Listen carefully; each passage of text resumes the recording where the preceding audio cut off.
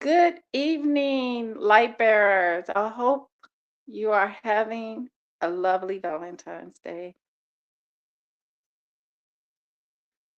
We're going to get into this talk, this awakening and this awareness in a few minutes. Just bear with me. Trying to get myself together here.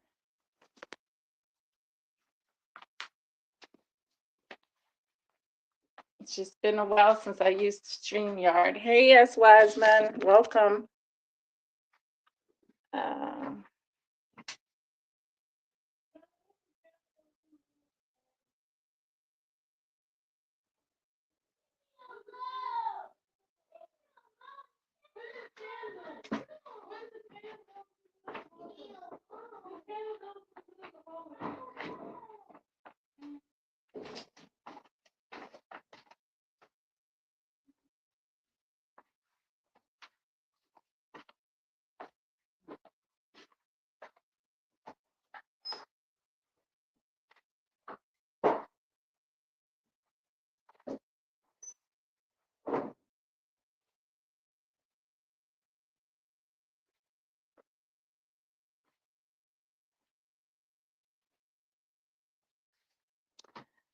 okay, let's get into it.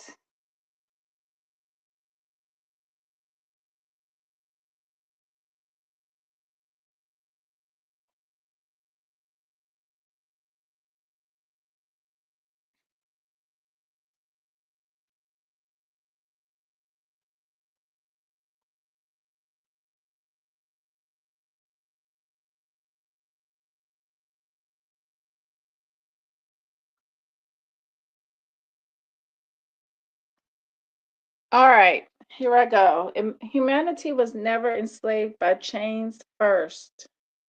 It was enslaved by fear. Fear of lack, fear of survival, fear of losing what money promised to protect. But today we expose the truth. Money was never the root of evil. The love of money was. And today we awaken. We are going to go over the true meaning of love of money. Money is neutral. Love of money means prioritizing money over conscience. Money reveals alignment. Money does not corrupt consciousness, it reveals consciousness. How economic awareness raises consciousness. Fear keeps people in survival mode.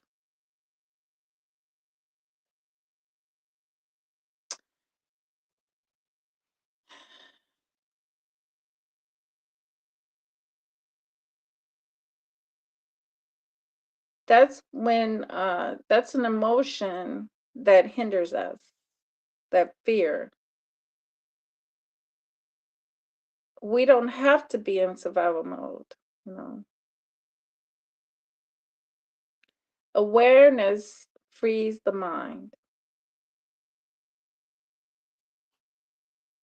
Freedom raises consciousness. When people stop fearing money, they stop being controlled by it.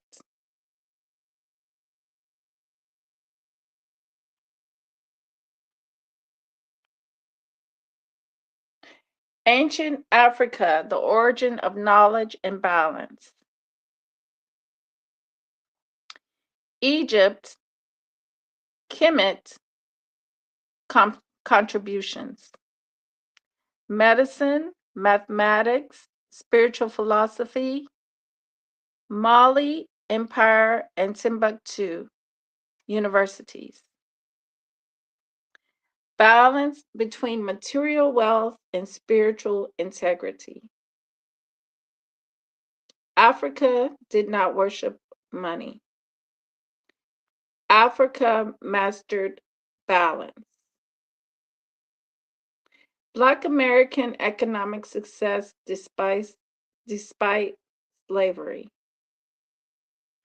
We had Black Wall Street, Tulsa, self-built towns and communities, economic independence through conscious awareness. Even after chains were placed on the body, the mind remembered its power. How collective consciousness is rising now. Awareness is spreading globally. People questioning systems. Fear losing power over humanity. Humanity is not becoming something new. Humanity is remembering what it always was. The planetary awakening.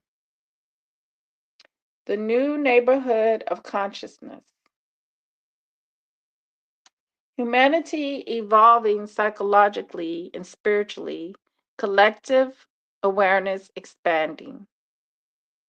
Fear losing control. We are not moving to a new neighborhood in space. We are moving to a new neighborhood of consciousness.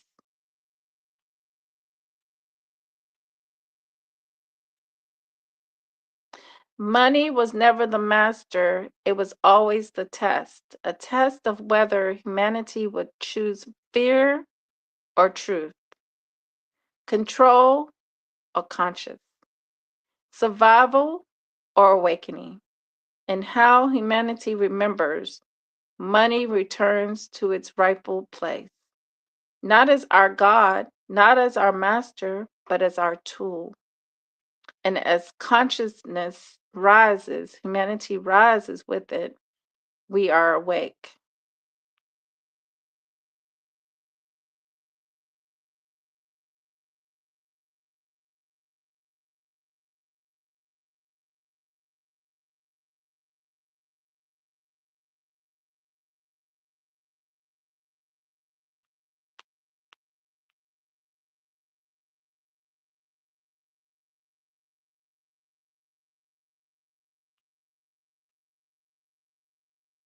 So, anybody have any questions?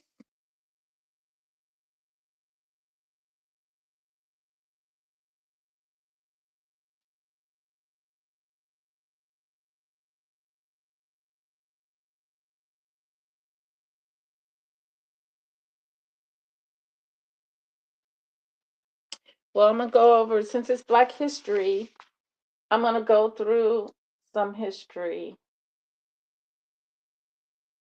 some good old history, luxurious history.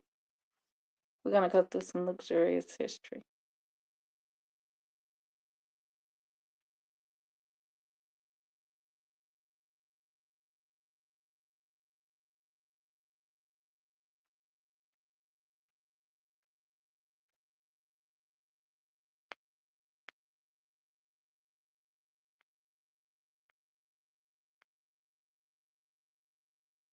Let me see what I could find here.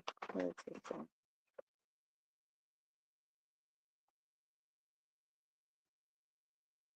How beliefs about money can influence economic outcomes. Beliefs shape behavior, and behavior shapes economic reality. If people are taught that money is inherently evil, they may feel guilty for pursuing financial stability, avoid building wealth or ownership, associate wealth with moral corruption, remain economically dependent on systems controlled by others. Meanwhile, others who view money simply as a tool may pursue ownership, investment, infrastructure, long term economic stability. So, beliefs about money can influence economic empowerment or limitations. This is not about conspiracy, it's about psychology and conditioning. The difference between money and the love of money was often misunderstood. The original message warned against attachment, not responsibility, stewardship. But when misunderstood, people sometimes internalize it as money itself is wrong. That misunderstanding can create hesitation, fear, or avoidance around economic growth. When people disconnect from economic participation, they lose influence over economic systems. People have the power. Economic influence requires participation, awareness, and conscious decision making. Economic power has always been connected to knowledge. This is why, they have to keep everybody on the planet, everybody, I don't care what race, creed, ethnicity, they have to keep separate in the identity, as far as identity, when especially in this country in America, we're so divided. Um, Economic power has always been connected to knowledge. Throughout history, groups that understood trade, ownership, finance, resource management, we were able to build stability across generations. Groups denied access to financial systems, education, or ownership opportunities often face greater economic struggle. This is why access to knowledge is so important. Knowledge always, uh, Knowledge allows conscious participation. Conscious participation creates empowerment. The truth. Money is a tool of responsibility. Money itself is neither righteous nor evil. It reflects the decisions of the person using it. When used consciously, money can build families, support communities, create independence, expand opportunities. When used unconsciously, it can create imbalance. The key is not rejecting money, the key is understanding money without becoming attached to it as an identity. The conscious awareness you're talking about is the real shift. When people become aware of money as a neutral tool, they stop fearing it, they stop worshiping it, they begin using it with intention, integrity, and clarity. This restores balance, not poverty, not greed, balance. Power message. Okay, this is the powerful message. The lie was never about money. The lie was in making people fear money or worship money. Both fear and worship give money power over you. But money only has the power you assign to it. When you understand money consciously, you stop running from it. You stop chasing it blindly. You stand above it. And when you stand above money, you make decisions from conscious, not fear. That is economic and spiritual freedom.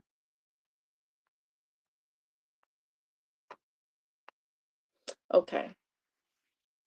Ancient African civilizations and their contributions to the world, because we are in Black History Month and I want to talk about that.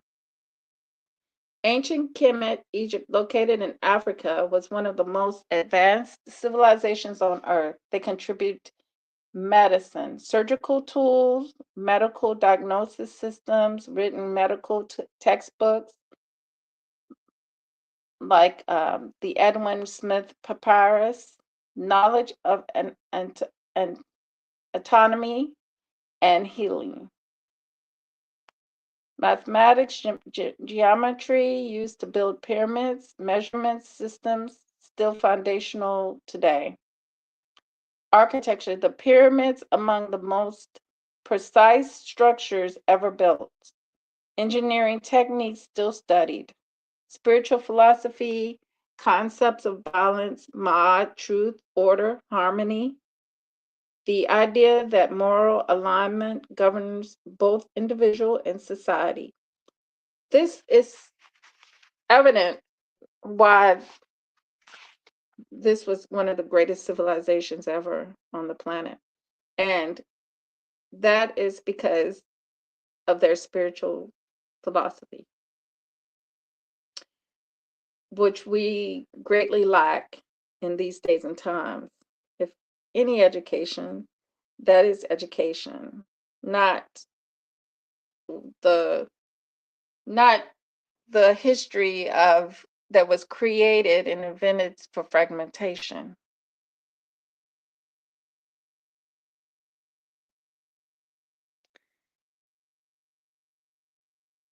The Greek philosopher Pythagoras studied in Egypt and before developing his teachings.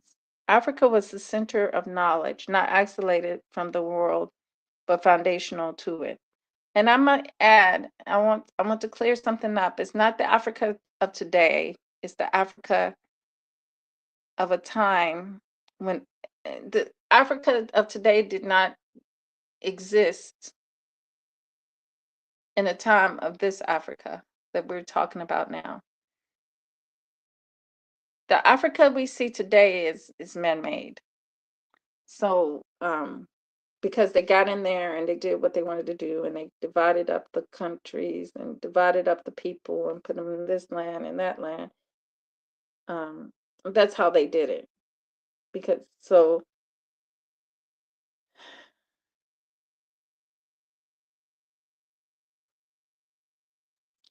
Africa was the center of knowledge, not isolated from the world, but foundational to it. Mali Empire, wealth, education, and global trade. The Mali Empire was one of the wealthiest empires in history under Emperor Mansa Musa. Mali controlled vast gold resources. Timbuktu became a global center of learning. Universities taught mathematics, astronomy, law, and theology. Thousands of manuscripts still exist today. Africa was economically powerful and intellectually advanced. Part two. Now we bring it home to America. Black Americans built successful towns after enslavement. These people who were enslaved were horribly fragmented, divided, and it's amazing to think that they had the moral fortitude to build to integrate themselves and still build something that was the most successful thing in America ever, which was Black Wall Street. And I say, to me, it was the most successful because these people, they were taken from their foundation. They were separated from who they were, but still somehow they were able to remember themselves and build. Not only that, remember themselves and build, but they healed in a way, and they, integrated back into the garden of Eden. And I just think that's miraculous.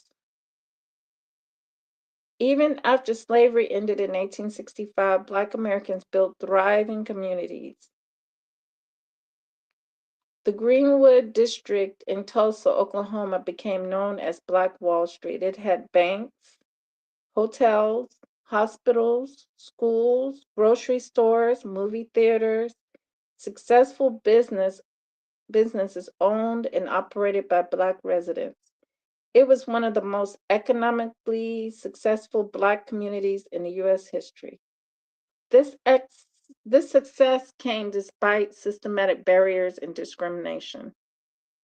Other successful Black communities, these towns demonstrated economic independence and stability. Rosewood, Florida, Eatonville, Florida, Nicodemus, Kansas, Mount Bayou, Mississippi. These communities built land ownership, business, schools, economic independence. This shows resilience, intelligence, and entrepreneurship.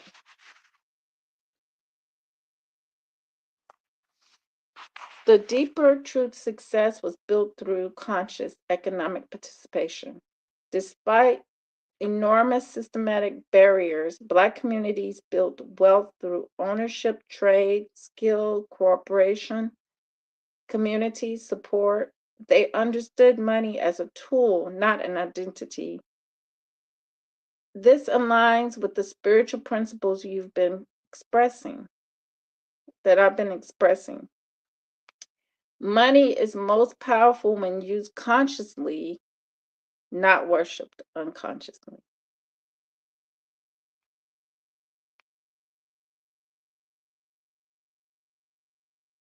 We were never okay, this is a spoken word. We were never disconnected from greatness. Africa was teaching medicine while others were still learning survival. Africa built universities while the world was still discovering language. And even after chains were placed on the body, the mind remained free. From Tulsa to Timbuktu, wealth was built not through worship of money, but through conscious use of it.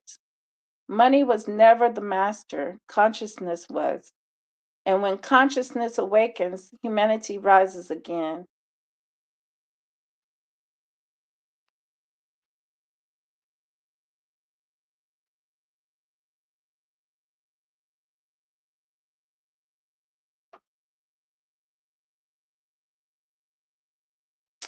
Economic awareness as a catalyst for collective consciousness. Money at its core is stored human energy. It represents time, labor, creativity, exchange.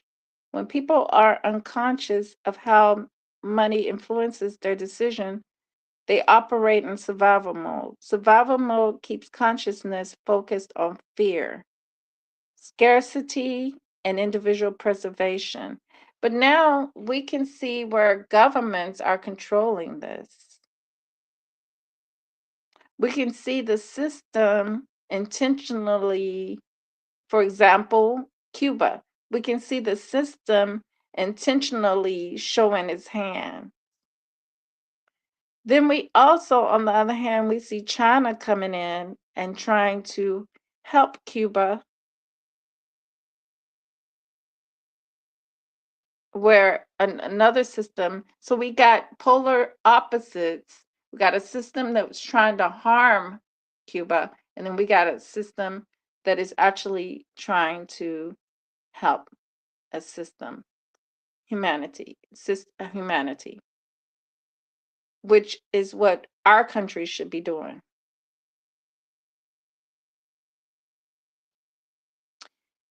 But when people become consciously aware of money as a tool, not a master, they move out of fear and into intentional creation. This shift changes everything because consciousness expands when fear loses its control. Consciousness expands when survival is no longer the primary driver. When a person is no longer mentally enslaved by fear or lack, their mind becomes free to access higher faculties, creativity, and I think to a certain point there's an awareness of this. Satan, the wicked Satan, is aware of this, and that's why he puts he it puts in it makes the system so that people can be fragmented. When a person is no longer mentally enslaved by fear of lack, their mind becomes free to access higher faculties, creativity, compassion, discernment, unity, awareness. They begin making decisions based on alignment, not survival. This is the beginning of a higher consciousness, not because they have money, but because they are no longer psychologically controlled by it. Freedom of the mind raises consciousness.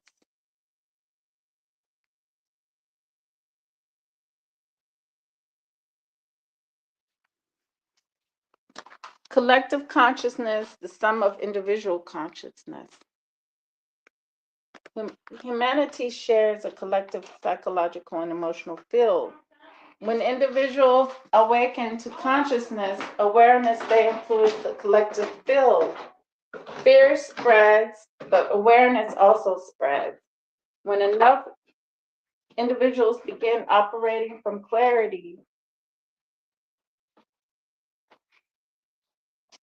rather than fear, the entire collective begins to shift. This is how collective consciousness evolves. The awakened mind influences another, then another, and then another,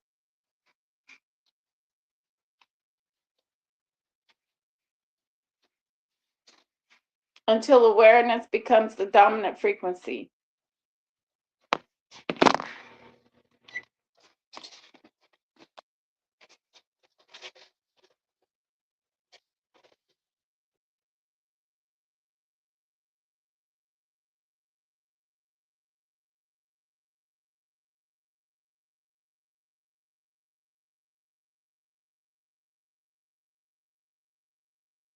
Raising vibration means moving from fear-based decisions to conscious decisions. Vibrations, in practical terms, refers to emotional and psychological state. Fear, hatred, and scarcity produce contraction. Awareness, clarity, and alignment produce expansion. Expansion allows humanity to operate cooperatively rather than competitively. This is the foundation of a higher collective functioning. Not mystical escape, but conscious evolution.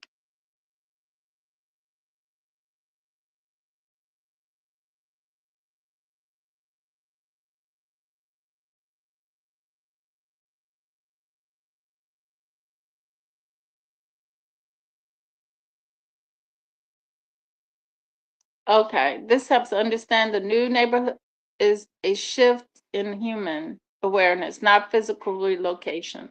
The planet itself is not moving into a different physical neighborhood in a literal astronomical sense that changes human consciousness overnight, but humanity itself is undergoing a transition in awareness. The transition is marked by greater access to information, greater questioning of systems, greater desire for autonomy and truth, greater awareness of psychological and economical structures. This is an evolutionary stage of consciousness. Humanity is becoming more aware of itself, and awareness is evolution. Ancient civilizations understood the balance.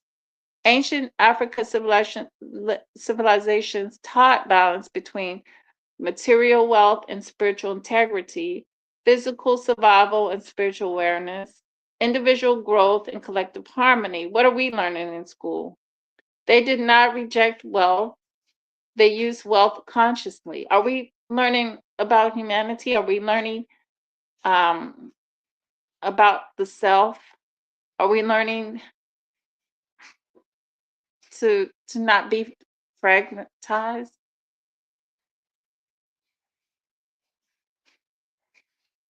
That seems like that would be the most important lessons to have to learn, you know.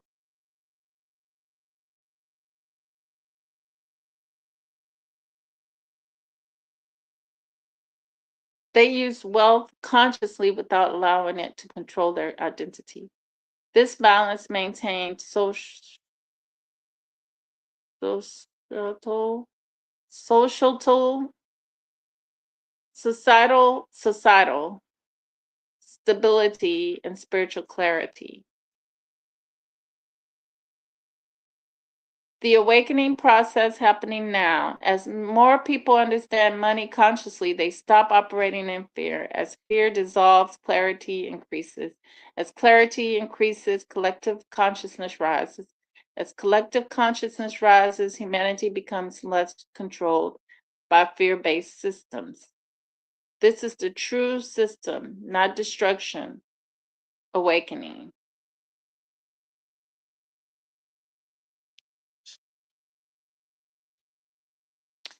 So, people, thank you so much for being here. I hope this was great awareness, great consciousness awakening. And with that said, always remember true love, real peace, the higher self within the soul. Till next time, peace.